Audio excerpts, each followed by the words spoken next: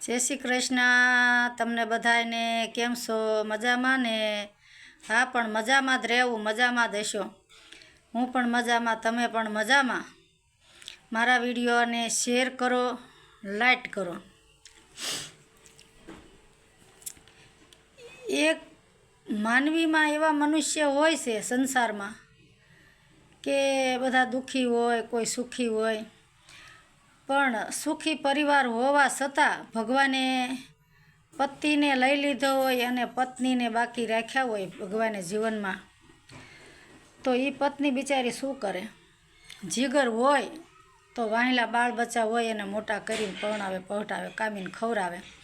ज्यारे पोतानो पति भगवानना खोळे जाय छे त्यारे बधा एम कहे छे के अमे सही ने, तमे एकला नथी, अमे सही तमारी हारे। पण જ્યારે વખત આવે ને, સમય આવે ને, આપણો ખરાબ સમય ચાલતો હોય ને, તો એ આપણી હારે કોઈ ન હોય।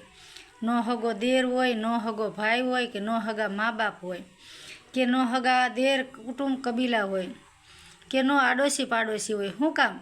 કે આપણી પાસે કંઈ છે જ નહીં। તો તમારી પાસે બધાને શું થાય કે આ લોકો પાસે કંઈ છે જ નહીં, તો આપણે કેમ જવું? આપણો બુરો સમય આવતો હોય એટલે આપણી પાસે કોઈ આવતું ન હોય। પણ જાત મહેનત ને જિંદાબાદ। તમે હાથે જીવો, હાથે કામ કરો, હાથે કાજ કરો ને હાથે તમારું પરિવાર સાચવો। હું એટલું જ કહું છું કે કોઈ નારીને અબળા નારી ન સમજવી, પોતાના જીવનની અંદર હૂતેલી શક્તિ જગાડે તો મહેનત મજૂરી કરીને બાળકોને ભણાવે, ગણાવે, ખવડાવે, પીવડાવે, મોટા કરે ને પરણાવે। પણ એ શક્તિ તમારામાં ભગવાનના ગુણ હોય ને ભગવાનને જો યાદ કરતા હોય તો ભગવાન તમને શક્તિ જરૂર આપે છે। માટે બાયું તમારે હિંમત હારવાની થતી જ નથી, હિંમત હારવાની થતી જ નથી। ભલે ન પડખે કોઈ હોય, તમારી હારે તમારો ભગવાન છે। ભગવાન જો ભેરે હશે તો તમારી પાસે બધું જ છે, પણ જો ભગવાન ખસી ગયો તો તમારી પાસે કંઈ પણ નથી। એટલે માટે હું તમને એટલું કહું છું કે વિધવા બહેનો તમારે કોઈ દિવસ હિંમત હારવી નહીં। મારા જેવી તો પતિ પણ નથી, દીકરો પણ નથી, 6 દીકરીઓ છે। તો મારી દીકરીઓને હું કેમ રાખતી છું, કેમ એમના ટાણા ટસકા કાઢતી છું, કેમ પૂરું પાડતી છું?